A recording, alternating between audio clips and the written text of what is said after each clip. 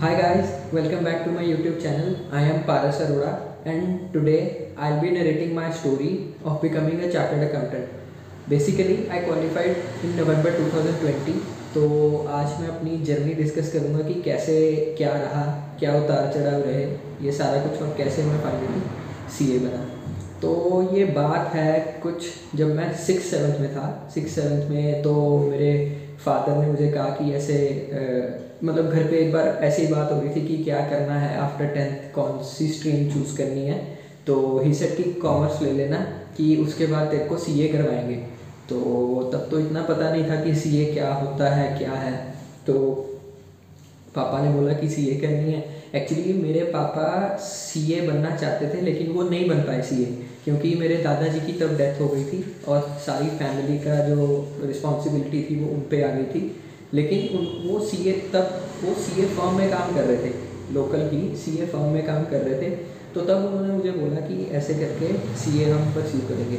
और I think जैसा plan था वैसा ही चला। मैंने 11th-12th कॉमर्स से की और 12th मेरी ख़त्म होने वाली थी। मींस मार्च अप्रैल में एग्ज़ाम्स होते हैं। तो उससे पिछले साल नवंबर के आसपास पापा ने मेरी सीपीटी में रजिस्ट्रेशन करवा दी थी। तब हमारे टाइम में सीपीटी होता था। तो 2014 अक्टूबर नवंबर के आसपास पापा ने मेरी सीपीटी की रजिस्ट्रेशन करवा दी थी कि अब फाइनल तो है कि सीए तो करनी ही है। तो सीपीटी की रजिस्ट्रेशन करवाई और बुक्स तो आई नहीं। और बुक्स आई तो मैंने देखा कि 6 बुक्स थी मोटी मोटी। तो मैं देखूं कि हाँ मतलब सीए टफ तो है, मतलब जैसे सुना था लोगों से कि टफ तो है। 6 मोटी मोटी बुक्स थी, 6 सब्जेक्ट्स थे। मीन्स सब्जेक्ट 6 नहीं थे लेकिन 6 बुक्स आई थी मेरे पास। वो कुछ पार्ट्स वगैरह होते थे किसी सब्जेक्ट्स के, मुझे इतना याद नहीं। तो ऐसे करके 6 बुक्स आई थी। तो सीए मतलब उसके बाद हमारे अप्रैल में एग्ज़ाम्स थे। अप्रैल में मुझे याद है कि लास्ट जो मेरा एग्ज़ाम था वो 6th ऑफ अप्रैल को था। अकाउंट्स का पेपर था हमारा 6th ऑफ अप्रैल 2015 को। और हम पहले ही बात करके आए थे यहाँ पे एक कोई प्राइम तब होता था कोचिंग सेंटर। हम वहाँ पे बात करके आए थे कि सीपीटी की कोचिंग हम वहाँ से मतलब मैं वहाँ से लूँगा। तो उन्होंने बोला कि आप 7th अप्रैल से ही आ जाओ, क्योंकि तब हमारे टाइम ऐसा कोई रूल नहीं था आईसीए का कि 4 मंथ्स की स्टडी चाहिए ही चाहिए अगर आपने एंट्रेंस देना है। तब जब भी मतलब आपने रजिस्ट्रेशन करवाई है उसके बाद जो भी आपकी नेक्स्ट अटैम्प्ट ड्यू हो रही है आप तब पेपर्स के लिए बैठ सकते हो। तो 7th ऑफ अप्रैल को मेरी कोचिंग शुरू हुई और तभी हमें पता था कि मतलब आईसीए ने डिक्लेयर कर दिया था कि 14th ऑफ जून 2015 को एग्ज़ाम है। अभी जस्ट 12th के एग्ज़ाम्स ख़त्म ही हुए थे 6th अप्रैल को और 7th अप्रैल को मैं सीपीटी की कोचिंग के लिए बैठा था। मतलब थोड़ा डिफ़िकल्ट लगा तब, क्योंकि 11th-12th में तो मेंटालिटी अभी उतनी होती नहीं है हार्डवर्क की। लेकिन चलो जैसे भी कोचिंग शुरू की। और मेरी कोचिंग का टाइम होता था दोपहर को 2 बजे से शाम को 7 बजे तक हमारी दोपहर को कोचिंग होती थी। तो तब तो इतना ये था नहीं कि सुबह जल्दी उठे पढ़े। तो वही उठना 9-10 बजे और उसके बाद जैसे ही 9-10 बजे उठना उसके बाद जैसे नहाना धोना खाना खाना 2 बज जाते थे और शाम को आना 7 बजे। तो ऐसा लगने लग गया कि सारा दिन तो ऐसे ही निकल जाता है। धीरे धीरे दिक्कतें मतलब थोड़ी सी शुरू हुई लेकिन ठीक था। 1 महीना ही हुआ था अभी कोचिंग चलते हुए और 12th का रिज़ल्ट आ गया ठीक ठाक। 93% मेरे मार्क्स थे। तो उसके बाद सीपीटी दिया, क्लियर हो गया। मेरे थे 128 या 127 इतने मार्क्स थे मेरे सीपीटी में। और उसके बाद जब सीपीटी क्लियर हुई तो आई थिंक जुलाई मिड में रिज़ल्ट आया होगा सीपीटी का। तब 1 मंथ में आ जाता था सीपीटी का रिज़ल्ट। तो मेरे 128 मार्क्स थे। तो उसके बाद हम उसी कोचिंग सेंटर पे वापस गए कि ऐसे करके हमने कोचिंग लेनी है। और पापा ने किसी भी तरीके से मतलब मुझे समझा के या कैसे भी मतलब मुझे कन्विंस कर दिया कि तू बोथ ग्रुप्स के लिए जा आईपीसीसी में। और मेरी अटैम्प्ट ड्यू बन रही थी आईपीसीसी की मई 2016। मुझे 10 दिन हुए कोचिंग जाते हुए, 12 दिन हुए, 15 दिन। उसके बाद मेरी हालत टाइट होगी क्योंकि सुबह से लेकर शाम तक कोचिंग ही चल रही थी और इतनी कभी पढ़ाई की आदत नहीं थी तब। तो ये लग रहा था कि बोथ ग्रुप्स तो होंगे नहीं। और फिर उसके बाद मैंने मतलब जैसे भी करके मैंने घर पे बोल दिया कि मैं एक ग्रुप से ज़्यादा नहीं दे रहा हूँ, क्योंकि तब एक्चुअली मेंटालिटी बच्चों वाली थी। तो लग रहा था कि अगर उसका नहीं हुआ तो मेरा कहाँ से हो जाएगा। तो मैं किसी ना किसी तरह से एक ग्रुप पे आ गया। तो बीच में नवंबर 2015 अटैम्प्ट आई थी सीआईपीसीसी की। मेरी ड्यू मई 2016 में थी लेकिन जो हमारे वहाँ पे कोचिंग पे जो स्टूडेंट्स थे उन्होंने नवंबर 16 अटैम्प्ट दिया था। तो नवंबर 16 में काफ़ी उन्हें 2-2 ग्रुप्स दिए और उनका नहीं निकला, तो मैं और डर गया कि मैंने अच्छा किया कि मैं बोथ ग्रुप्स के लिए नहीं गया, मैं सिंगल के लिए गया। और मैंने घर पे भी बताया कि सिंगल ग्रुप ही ठीक रहेगा मेरे लिए, कि इतना मेरा ब्रेन नहीं आया जैसे कैसे भी करके। तो मैंने सिंगल ग्रुप के लिए तैयार किया मई 2016 में, और मेरे 221 मार्क्स थे आई थिंक फर्स्ट ग्रुप में, मई 16 में फर्स्ट ग्रुप दिया था। उसके बाद IPCC सेकंड ग्रुप मेरा ड्यू था नवंबर 2016 में, वहीं से कोचिंग करी और मेरे थे 160 मार्क्स नवंबर 2016 में। फर्स्ट अटैम्प्ट में मैंने CPT निकाल दी और फर्स्ट अटैम्प्ट में ही मतलब एक एक ग्रुप करके मेरी IPCC निकल गई। कैसे भी करके मतलब डेडलाइन बॉर्डर लाइन पे या कैसे भी करके मैंने CPT और IPCC मैंने निकाल दी। अब उसके बाद आर्टिकलशिप शुरू हुई। अब आर्टिकलशिप में अगर जितना बंदा ग्रो करता है उतना कहीं भी नहीं करता, मतलब प्रोफेशनली भी पर्सनली भी। और हमारी फर्म में तो आर्टिकल्स भी अराउंड 75-80 थे। तो जब मैंने आर्टिकलशिप ज्वाइन करी तब काफ़ी मतलब ऐसे था कि यार ये मैं कहाँ आ गया, क्योंकि प्रैक्टिकल वर्ल्ड से आप एक बार मिलते हो, जब आर्टिकलशिप में जाते हो आपको अलग अलग तरह के लोग मिलते हैं, अलग अलग तरह की उनकी नेचर होती है। तो वहाँ पे मुझे मतलब 6 महीने लगे एडजस्ट होने में, लेकिन मतलब ठीक था, आर्टिकलशिप का भी एक्सपीरियंस अच्छा था। और मेरी अटैम्प्ट ड्यू बन रही थी फर्स्ट CA फाइनल की नवंबर 2019। तो अभी पहले 6-8 महीने तो निकाल दिए। मेरी आर्टिकलशिप शुरू हुई थी अप्रैल 2017 में, फेब 2017 में। तो आर्टिकलशिप के 6-8 महीने तो निकाल दिए, ऐसे कोई पढ़ाई नहीं, कोई कुछ नहीं। अभी तो IPCC की है, तो अभी क्या करना पड़ के, तब ऐसी मेंटेलिटी थी। तो हुआ क्या, मैंने जनवरी 2018 से मैंने अपनी कोचिंग्स वगैरह स्टार्ट कर दी थी कि CA फाइनल है, नवंबर 2019 है। और अब सोच के रखा था कि बोथ ग्रुप्स ही देने हैं, क्योंकि हमारे ऑफिस में बाकी ऑफिस का मुझे पता नहीं, कल्चर यही था कि मैक्सिमम लोग बोथ ग्रुप्स ही देते हैं। तो मुझे भी ये था कि मैंने भी बोथ ग्रुप्स देने हैं और फर्स्ट अटैम्प्ट में मैंने CA क्रैक करनी है, मतलब CA फाइनल क्रैक करनी है। तो कोचिंग्स वगैरह शुरू की जैसे भी हुआ। और जुलाई 2019 तब मैंने अपने प्रिंसिपल से लीव्स ले ली थी। और मैं मतलब 24 जुलाई 2019 वाज द डेट जब मैं अपना लीव्स पे आ गया था। तब हुआ क्या था, एक्चुअली मेजरली मेरी कोचिंग्स ही लगी हुई थी, मीन्स कोचिंग्स मेरी कंप्लीट थी। सेल्फ स्टडी सिर्फ मैंने SFM पढ़ रखी थी, मैंने और कोई सब्जेक्ट सेल्फ स्टडी नहीं पढ़ रखा। तो मतलब मुझे फिर भी कॉन्फिडेंस था कि अराउंड 100 डेज मेरे पास हैं और मैं कैसे भी करके ये 8 सब्जेक्ट्स जो मेरे हैं मैं कवर कर लूँगा। तो शुरू की पढ़ाई जैसे भी। तब एक्चुअली होता क्या है, फर्स्ट अटैम्प्ट में आपके पास कोई एक्सपीरियंस नहीं होता, कोई आपके पास ये चीज़ नहीं आपको पता होती कि वहाँ पे माहौल कैसा रहेगा। हालांकि आप IPCC के एग्जाम्स दे के आए हो, लेकिन फिर भी ऐसा मतलब एक CA फाइनल का जो अलग ही प्रेशर रहता है, वो उस चीज़ का एक्सपीरियंस आपको नहीं होता।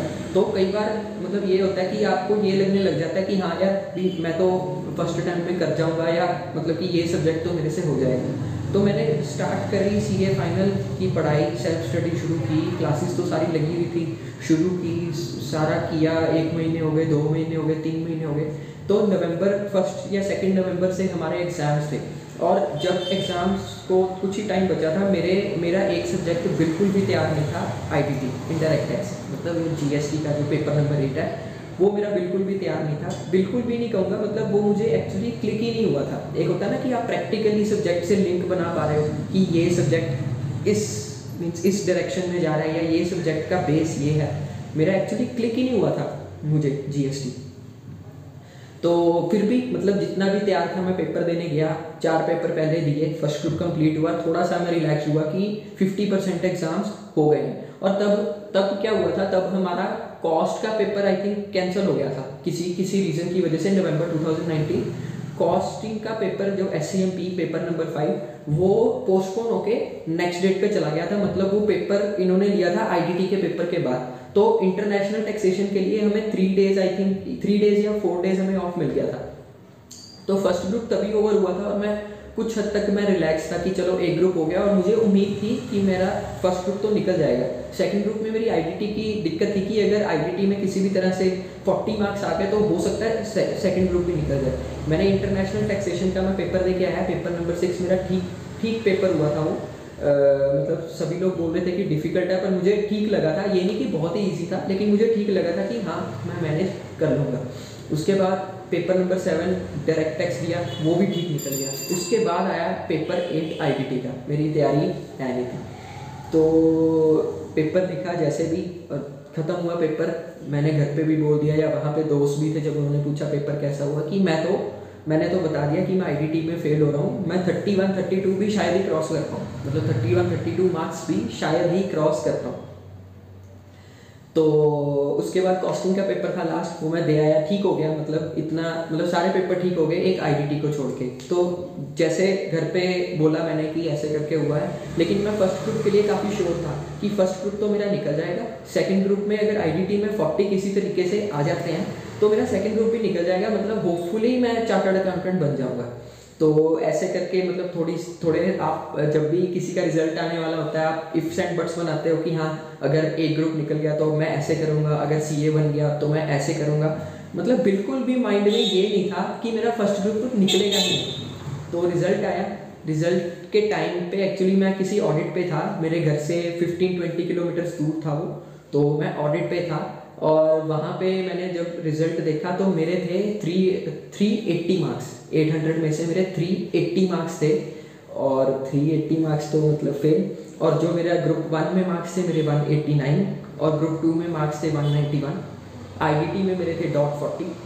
तो मैं तो बिल्कुल शॉक हूँ कि ये तो मेरा फर्स्ट ग्रुप भी क्लियर नहीं हुआ। पर सेकंड ग्रुप में जिस सब्जेक्ट में मैं सोच के बैठा था कि मैं 31 32 भी नहीं क्रॉस कर पाऊँगा, मेरे सिर्फ 40 मार्क्स आए हैं।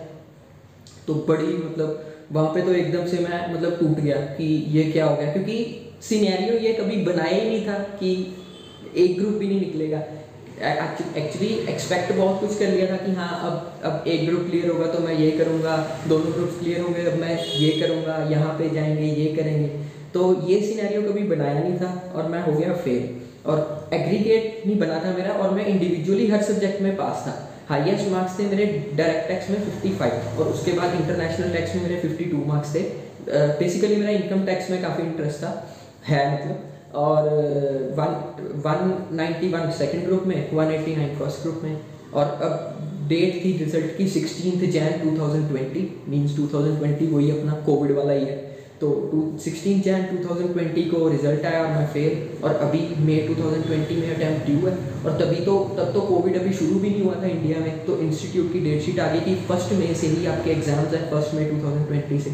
तो पहले रिजल्ट के 10 दिन तक मुझे कुछ समझ नहीं आया कि करना क्या है, कि आगे एक ग्रुप देना है, दोनों ग्रुप देने हैं। क्योंकि एक्चुअली था क्या, 8 सब्जेक्ट मैंने दिए, हाथ में कुछ भी नहीं आया। तब लग रहा था हाथ में कुछ भी नहीं आया, एक्चुअली एक्सपीरियंस आ गया था हाथ में। लेकिन तब रियलाइजेशन नहीं होती ना बंदे को, जब नेक्स्ट टाइम दी तब रियलाइज़ हुआ कि हाँ एक्सपीरियंस भी बहुत बड़ी चीज़ है। तो तब मतलब मुझे ये हो गया कि अब क्या करें। तो मैं एकदम बैकफुट पे चला गया। मैंने कहा कि मैं तो एक ही ग्रुप दूंगा, मैंने दोनों ग्रुप्स देने ही नहीं। और मैंने एक ग्रुप मतलब सेकंड ग्रुप उठा के, क्योंकि सेकंड मेरा रिलेटिवली ठीक था फर्स्ट से, तो मैंने सेकंड ग्रुप उठा के सबसे पहले उसमें से आईडीटी उठाई। और आईडीटी अपनी स्क्रैच से पढ़ना शुरू की, क्योंकि पहले आईडीटी मुझे क्लिक नहीं हुई थी। तो मैंने आईडीटी बिल्कुल स्क्रैच से पढ़ना शुरू करी। और मैंने किसी तरह से आईडीटी को इतना कंट्रोल में कर लिया, मतलब जो पहले नहीं था इतना मैंने कंट्रोल में कर लिया कि मैं 50-55 के राउंड में मार्क्स ले लूँगा और मैं सेकंड ग्रुप ठीक तरह से निकाल दूंगा। डीटी की अमेंडमेंट्स थी ऑब्वियसली, जब आप नवंबर से मई में स्विच करते हो तो फनास एक्ट चेंज होता है और काफ़ी अमेंडमेंट्स आती हैं। तो फनास एक्ट 19 की अमेंडमेंट सारी पढ़ी, इंटरनेशनल टैक्स में भी फनास एक्ट 19 की सारी अमेंडमेंट्स पढ़ी, और कॉस्टिंग वगैरह में इंप्रूव किया जैसे भी था। मन बना लिया था कि सेकेंड ग्रुप ही देना, एक ही ग्रुप देना। उसके बाद हुआ क्या कि जब मैंने अभी यही डिसाइड किया था सिर्फ कि मैंने सेकंड ग्रुप ही देना है, अभी मतलब कि आईडीटी पढ़ना स्टार्ट किया था, तो मैं ये रियलाइज़ कर पा रहा था कि जो लोग फर्स्ट टाइम मई 2020 में बैठेंगे और जो मैं बैठ रहा हूँ, उन दोनों में काफ़ी फ़र्क है, क्योंकि मुझे in and out her subject का पता है। और जब मैंने पढ़ना शुरू किया सेकंड ग्रुप, तो यही हो रहा था कि मतलब कि काफ़ी मतलब स्पेस पे मैं चीज़ें ग्रैस्प कर पा रहा था, क्योंकि मैंने ऑलरेडी एक बार पढ़ा हुआ था, एक बार मैंने अटैम्प्ट दी हुई थी। तो 15-20 दिन 25 दिन लगा के मैंने सेकंड ग्रुप कंप्लीट कर लिया। और तब मेरी एक फ्रेंड से बात हुई, तो वो कह रही कि वो सीए बन गई थी तब, लेकिन मैं नहीं बन पाया था। एक्चुअली हम 8 लोगों का ग्रुप था, 6 या 7 लोगों का ग्रुप था हमारा, और सारे सीए बन गए थे, 2 रह गए थे सिर्फ। तो मैं और एक और फ्रेंड था, और फेल होने के बाद टिल पास होने तक हम इकट्ठे ही पास हुए, तो हम एक रेगुलर टच में थे। तो उसने मुझे बोला, मेरी फ्रेंड ने, कि तुझे बोथ ग्रुप्स के लिए जाना चाहिए, कि एक बार तू सेकंड ग्रुप पे होल्ड कर ले, कि मतलब अच्छी ग्रिप बना ले, लेकिन कि मतलब ये डिसाइड कर ले कि सेकंड ग्रुप नहीं छोड़ना, लेकिन फर्स्ट तूने देना है साथ में, मतलब जैसी भी तैयारी हो उसकी। तो मैंने मन बना लिया कि हाँ मैं बोथ ग्रुप्स के लिए जाऊँगा। और तभी क्या हुआ था, मार्च के मतलब 9-10 मार्च के आसपास ये कोविड का काफ़ी मतलब न्यूज़ वगैरह फैलने लगी थी कि हाँ कोविड फैलेगा, कोविड आएगा इंडिया में, कोविड आएगा। तो तभी क्या हुआ था, तभी वो लॉकडाउन वगैरह सारा लगा था मार्च एंड में। तो हमारे इंस्टीट्यूट ने क्या करा कि पेपर जो थे वो पोस्टपोन कर दिए। अब पेपर मई स्टार्ट में नहीं थे, पेपर थे 19 जून से, मतलब ऑलमोस्ट 1.5 मंथ हमें एक्स्ट्रा मिल गया था पढ़ाई के लिए। तो तब मैंने सोच लिया कि अब मैंने कोई रिस्क नहीं लेना, कि अब मैंने देने बोथ ग्रुप्स हैं, और दोनों तैयारी के साथ देने हैं। जो जो कमी पेशियाँ थी लास्ट की अटैम्प्ट में, वो सारी मैंने अभी नहीं रखनी। अब किसी भी हालत में मुझे जून 2020 में सीए बनना ही बनना, जून में एग्ज़ाम्स थे तब। तो मैंने क्या किया, सबसे पहले जैसे मैंने बताया कि सबसे पहले मैंने आईडीटी को उठाया, उसको मैंने स्क्रैच से पढ़ा, उस पर कंट्रोल लेके आया। डीटी और इंटरनेशनल टैक्स पे मेरा कंट्रोल था। उसके बाद मैंने उठाई लॉ की, मैंने मुनीश भंडारी सर की बुक पढ़ी थी और अर्पिता तुलसियान मैम की बुक पढ़ी थी। तो अभी मुनीश भंडारी सर की मैंने बुक मंगवाई नहीं थी, लेकिन अर्पिता तुलसियान मैम की अभी मैंने बुक मंगवाई थी, तो उससे मैंने पढ़ना शुरू किया। और किसी ना किसी तरीके से मैंने अपनी लॉ सब्जेक्ट को मैंने कंट्रोल में कर लिया। कंट्रोल इन द सेंस कि हाँ मुझे मतलब ठीक ठाक मतलब मेरे उसमें मार्क्स आ जाएंगे। उसके बाद ऑडिट मेरा ठीक था, और उसके बाद एसएफएम को मैं बहुत ज़्यादा मतलब कंट्रोल में लेके आया, क्योंकि एसएफएम तब जब मैंने नवंबर 2019 में अटैम्प्ट दी थी, एसएफएम में मेरे 45 मार्क्स थे, और मैं 65 के अराउंड में सोच के बैठा था। और जब मैंने शीट्स मंगवाई, मेरी ही गलतियाँ थी, एक्चुअली आई से कभी किसी को फेल नहीं करता, अपनी ही गलतियाँ होती हैं, तो मेरी ही गलतियाँ थी। उस चीज़ को मैंने करेक्ट किया, क्योंकि एसएफएम की वजह से ही मैं फेल हुआ था। मीन्स एक्सपेक्ट मैं कर रहा था कि एसएफएम में मेरे 65 आ जाएंगे, उसकी बदौलत मेरा फर्स्ट ग्रुप निकल जाएगा, लेकिन वो नहीं निकला। तो मैंने एसएफएम को कंट्रोल में मैं लेके आया। मैंने टैक्समैन का स्कैनर मंगवा लिया था। तो अभी भी मतलब जो कॉन्कर करने वाले सब्जेक्ट थे, मतलब जिन पे मैं अच्छी ग्रिप बना सकता था, लेकिन मैं सोच रहा था कि जून 19 जून आने तक मैं नहीं बना पाऊंगा, वो थे एफआर और एससीएमपी। तो अभी फिर से जब आई थिंक मई एंड या जून स्टार्टिंग में इंस्टीट्यूट ने बोला कि अब 19 जून की बजाय जो एग्जाम्स होंगे वो 29 जुलाई को होंगे, क्योंकि कोविड काफ़ी बढ़ रहा था उस टाइम पे। तो उन्होंने 29 जुलाई को एग्जाम्स फिर से पोस्टपोन कर दिए एक बार फिर से। तो अब मैंने सोच लिया कि एक सब्जेक्ट अभी भी और कंट्रोल में आ सकता है, और ग्रिप में आ सकता है, तो मैं बाकी सब्जेक्ट्स तो पढ़ता ही गया, लेकिन एससीएमपी मैंने अपने कंट्रोल में करना शुरू की। जो न्यू कोर्स की कॉस्टिंग है वो काफ़ी टेढ़ी है as compare to old course costing. तो उसमें एक्चुअली हमसे केस स्टडीज़ पूछी जाती हैं, तो वो मैं एससीएमपी वाली वीडियो में आपसे डिस्कस करूँगा कि एससीएमपी में मैंने क्या ऐसा अलग किया था। तो मैंने एससीएमपी को कॉन्कर करने की कोशिश की, अपने नोट्स बनाए या जैसे भी किया। तो अभी सिर्फ एफआर बचा था, और लॉ में मुझे इकोनॉमिक लॉ में काफ़ी अच्छा कॉन्फिडेंस था कि इकोनॉमिक लॉ मेरा हो जाएगा, क्योंकि अर्पिता तुलसियान मैम की बुक इकोनॉमिक लॉ के लिए बहुत अच्छी।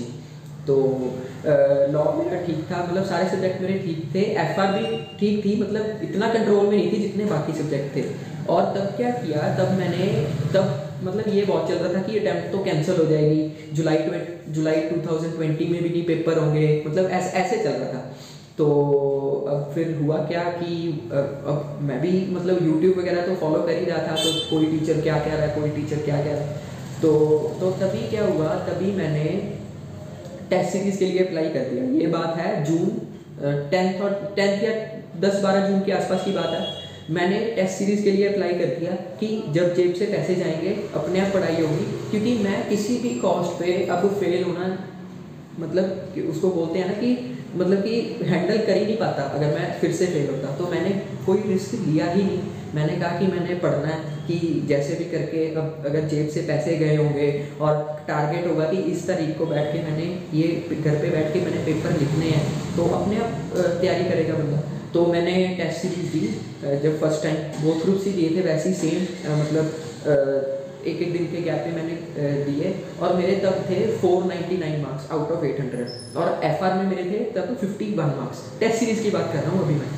तो अभी चलो ठीक है, मतलब मुझे ये था कि चलो ठीक है कि अगर यहाँ पे मेरे 499 है तो जब एक्चुअल में एग्जाम्स होंगे तो मैं 420 430 तो मैं ले ही सकता हूँ, क्योंकि एग्ज़ाम्स का एक अलग प्रेशर रहता है। तो लेकिन फिर भी अभी भी मेरे मन में था कि एफआर मेरे मन में खड़क रही थी कि एफआर की दिक्कत है, एफआर मेरे कंट्रोल में नहीं थी। तो जैसे भी करके टेस्ट सीरीज़ ओवर हुई। मैंने टेस्ट सीरीज़ का लास्ट एग्ज़ाम लिखा था 30 जून को। 30 जून को मैंने लास्ट एग्ज़ाम लिखा था कि उसके बाद लास्ट 1 मंथ मैं प्रिपरेशन करूँगा अगर आईसीए ने एग्ज़ाम्स लिए। और 3 जुलाई को आईसीए की नोटिफिकेशन आती है रात को 12 बजे, 3 जुलाई को, कि एग्ज़ाम्स नहीं हो रहे, कि जो मई 2020 की अटैम्प्ट है, मई 2020 की अटैम्प्ट ही कैंसिल हो गई। तो तब मुझे थोड़ा सा लगा कि अगर शायद एग्ज़ाम्स हो जाते तो मे बी मैं पास हो जाता, क्योंकि ठीक ठाक तैयारी तो थी मेरी। तब थोड़ा सा मुझे लगा कि यार नहीं होना चाहिए था ये जो भी हुआ, लेकिन ठीक है, मतलब कैंसिल हो गए, अब नहीं कर सकते कुछ। तो 3-4 दिन का मैंने ब्रेक लिया। 3-4 दिन का मैंने ब्रेक लिया। मेरा बर्थडे था 7 जुलाई को, तो तब तक मैंने ब्रेक लिया 7-8 जुलाई को, और उसके बाद मैं फिर से पढ़ने बैठ गया। अब ये नहीं कि मैं वही सब्जेक्ट फिर से सारे पढ़ रहा था, अब मेरे दिमाग में था कि अब मैं एफआर को ग्रिप में लेके आ सकता हूँ अपनी, क्योंकि एफआर सिर्फ एक सब्जेक्ट बचा था कि एफआर मेरी ग्रिप में नहीं आ रही थी, और लॉ का कंपनी लॉ मेरी ग्रिप में नहीं था।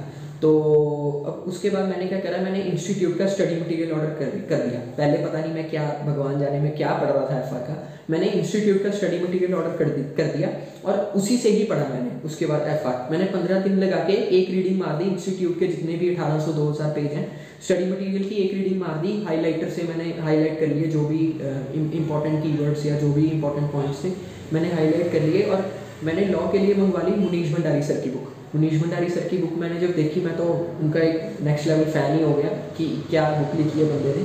तो मुनीश भंडारी सर की मैंने बुक मंगवाई और कंपनी लॉ किसी भी तरह से कॉन्कर कर लिया। तो अभी मैं 8 सब्जेक्ट्स के लिए तैयार था, मतलब पेपर देने के लिए तैयार था। अब फिर से यही चल रहा था, क्योंकि कोविड तो तब था ही, अब फिर से यही चल रहा था कि इंस्टीट्यूट नवंबर 2020 में भी एग्ज़ाम्स लेगा ही नहीं। तो फिर से मतलब मुझे दिक्कत कि अगर एग्ज़ाम्स ना हुए तो क्या होगा।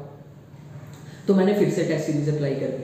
तो टेस्ट सीरीज़ जब मैंने अप्लाई की, मैंने टेस्ट सीरीज़ लिखी, तब मैंने टेस्ट सीरीज़ लिखी थी, मतलब अक्टूबर के मिड तक मेरी वो टेस्ट सीरीज़ कंप्लीट हो गई थी। सॉरी, अक्टूबर के एंड तक मेरी वो टेस्ट सीरीज़ कंप्लीट हो गई थी, और मैंने तब अक्टूबर के मिड तक वो मेरी टेस्ट सीरीज़ कंप्लीट हो गई थी, और तब मेरे उस टेस्ट सीरीज़ में मार्क्स थे 535, और एफआर में फिर मेरे मार्क्स 52। तो मैं सोचूं कि एफआर का करें क्या, हालांकि तब मेरे कंट्रोल में थी एफआर। वो एक्चुअली उस टेस्ट सीरीज़ में एफआर का पेपर थोड़ा सा टफ था, तो मतलब मुझे लग रहा था कि हाँ कि मैं निकल जाऊँगा। तो मतलब कि जैसे भी हुआ नवंबर 2020 आया, मैंने एग्ज़ाम्स लिखे, लेकिन 13 अक्टूबर, उससे पहले 13 अक्टूबर 2020 को आईसीए की फिर से नोटिफिकेशन आई कि एग्ज़ाम्स 20 दिन आगे चलेंगे। मतलब पहले एग्ज़ाम्स हो रहे थे 1 नवंबर 2020 से, अब एग्ज़ाम्स हो गए 21 नवंबर 2020 से। अब फ्रैंकली बोलूँ, अब मुझे भी लगने लग गया था कि आईसीए एग्ज़ाम्स नहीं लेगा, क्योंकि तब माहौल ही ऐसा बन गया था कि कोविड बहुत है। तो तभी क्या हुआ था, आईसीआई मतलब नए सेंटर्स आईसीआई ने बनाए थे। पहले मैं जहाँ एग्ज़ाम देने जाता था वो 40-45 किलोमीटर दूर था मेरे घर से सेंटर, लेकिन जो आईसीआई ने नए सेंटर बनाया वो 5-6 किलोमीटर हार्डली दूर था मेरे घर से। तो मुझे मतलब तब ये लगने लग गया था जब आईसीआई ने सेकंड टाइम मतलब फिर से पोस्टपोन करे एग्ज़ाम, कि अब एग्ज़ाम्स नहीं होंगे, लेकिन मैं कोई रिस्क नहीं लेना चाहता था। तो मैंने अपनी पढ़ाई वैसी कंटिन्यू रखी जैसे मैं पहले पढ़ रहा था। मैं पढ़ता गया। तो 21 नवंबर 2020 से एग्ज़ाम्स थे, और 20 नवंबर को भी यही लग रहा था कि एग्ज़ाम शायद ना हो। चलो जैसे भी था, एफआर का पहला पेपर था, मैं दे के आया, अच्छा हो गया। मैं 8 के 8 पेपर दे के आया, ठीक हो गया पेपर। तो तब मुझे लग रहा था कि हाँ ठीक है कि इस बार चांस तो है। लेकिन अब मैंने घर पे ये जब मैं पहले एग्ज़ाम दे के आया था, मैंने घर पे ये भी बताया था कि मेरे इतने इतने मार्क्स आ जाएंगे, एक्सपेक्टेड मेरे इतने मार्क्स आ जाएंगे। लेकिन मैंने इस बार घर पे बस ये बताया कि पेपर ठीक हो गया, चाहे जैसा भी हुआ हो, पेपर मेरा ठीक हो गया, एग्ज़ाम ठीक हो गया। तो मैंने घर पे ये नहीं बताया कि कितने मार्क्स आएंगे या मैं पास होऊंगा या नहीं। मैंने उनको बता दिया कि देखते हैं बाकी। और अपने मन में भी मैंने कुछ एक्सपेक्ट नहीं करा कि अब अगर मैं सीए बन गया तो मैं ये करूँगा, मैं वो करूँगा, ऐसा कुछ भी नहीं एक्सपेक्ट करा। तो जैसे भी था रिज़ल्ट आना था हमारा 1 फरवरी 2021 को, मतलब इंस्टीट्यूट की नोटिफिकेशन थी। 1 फरवरी 2021 को रिजल्ट आना था और ये नोटिफिकेशन आई थी 30 जनवरी 2020 में। एक्चुअली हम सारे फ्रेंड्स लोग घूमने गए हुए थे कहीं पे और वहाँ से हम वापस आ रहे थे, तब इंस्टीट्यूट की नोटिफिकेशन आई थी रास्ते में। अभी 1 घंटा कवर और करना था, हम वापस आ रहे थे, 1 घंटा रहता था हमारी डेस्टिनेशन को घर पहुँचने को, तब ये नोटिफिकेशन आई थी रिजल्ट की। और 1 घंटा तब पूरी खामोशी थी, कार में कोई बोल नहीं रहा था। तो 1 फरवरी को रिजल्ट आना था। तो 31 जनवरी 2021 को जो मेरा फ्रेंड है जो नवंबर 19 में मेरे साथ फेल हुआ था और नवंबर 20 में मेरे साथ पास हुआ था, हम डिस्कस कर रहे थे कि कितने मार्क्स आ सकते हैं। तो मतलब वो एक जैसे होता है ना कि क्वेश्चन पेपर लेके देखते हैं कि टोटल करते हैं कि कितने मार्क्स आएंगे। तो मैंने अपने मार्क्स बनाए कि 430 से लेके 440 के आसपास मेरे मार्क्स आ जाएंगे।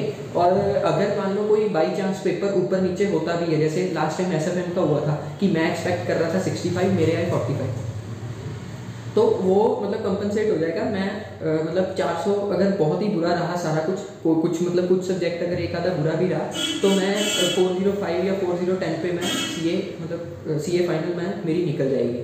तो यही बात हुई। तो नेक्स्ट डे रिजल्ट था। अब रिजल्ट तो आपको पता ही है रिजल्ट वाला दिन कैसा रहता है।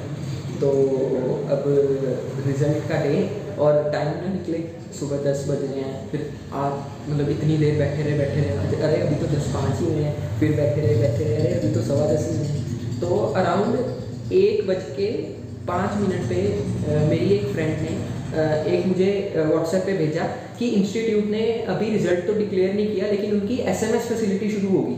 एसएमएस फैसिलिटी शुरू होगी, इसका मतलब कि आपको कोई अपना शायद रोल नंबर उनको एक किसी नंबर पे उनके टेक्स्ट मैसेज डालना है। टेक्स्ट मैसेज डालने के बाद आपका रिजल्ट जो है वो आपके एसएमएस पे आ जाएगा।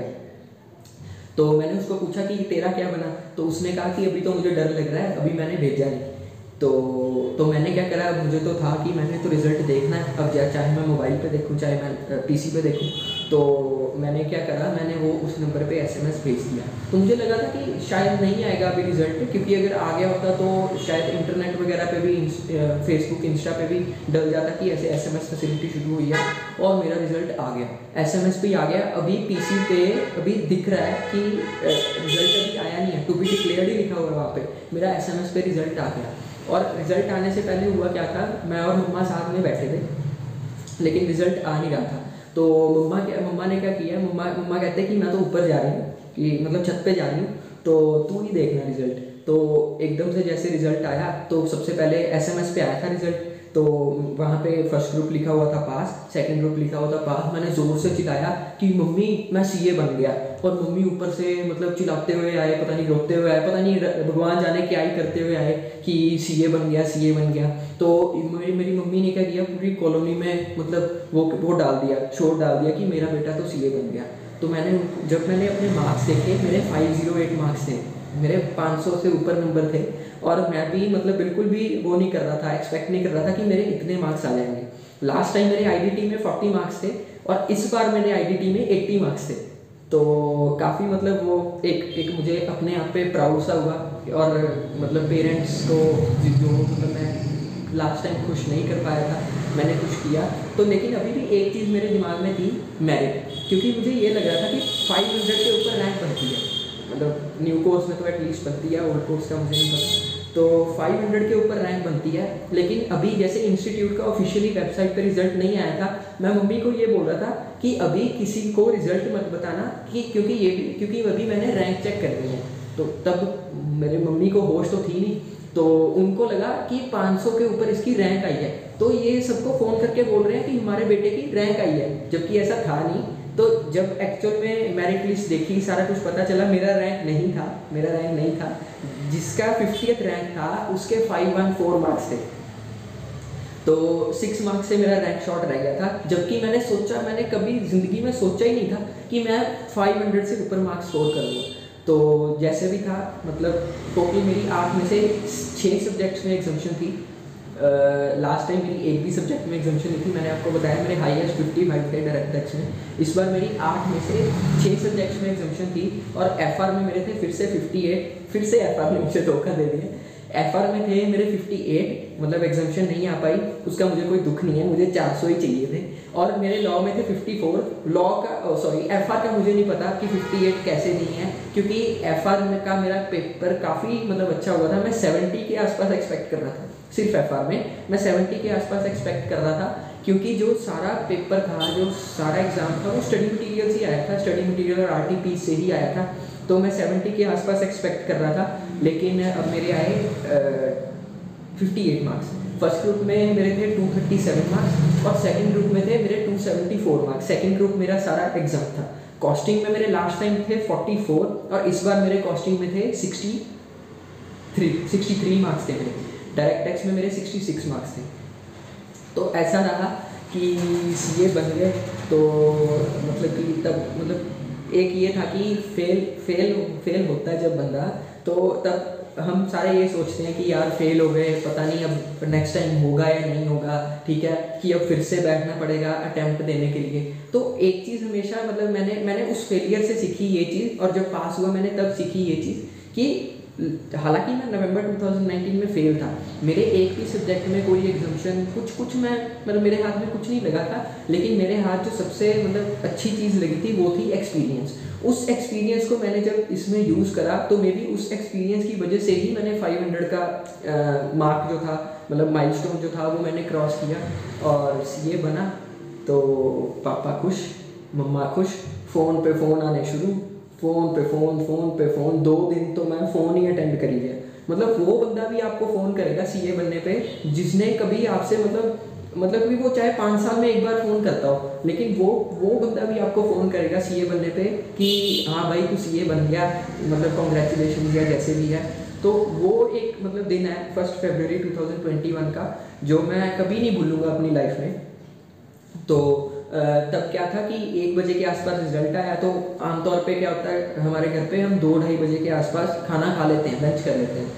तब कुछ नहीं, तब तो बस ये है कि सीए बन गया। सारे मतलब जो मेरी कॉलोनी में रह रहे हैं वो सारे कॉन्ग्रेचुलेट करने आ रहे हैं, फिर मुझे फ़ोन आ रहे हैं, पापा घर पे आ गए, ठीक है। तो ये मतलब वो दिन था, और मतलब क्या मतलब वो दिन था। उसके बाद जो अगले 10-15 दिन, मतलब अगले 5-7 दिन 10 दिन जो पार्टियां करी, जो घर वालों ने मन्नतें मांगी हुई थी कि हाँ ये हमने फलाने मंदिर में माथा टेक के आना है, ठीक है, वो सारी कंप्लीट की। तो ये मतलब काफ़ी मतलब अच्छी एक बात थी कि मैं सीए बन गया और मैंने अपने मम्मी पापा को खुश कर दिया। तो ये थी मेरी एक जर्नी कि कैसे मैं मतलब फर्स्ट टाइम फेल हुआ नवंबर 2019 में, और कैसे नवंबर 2020 में मैं पास हुआ।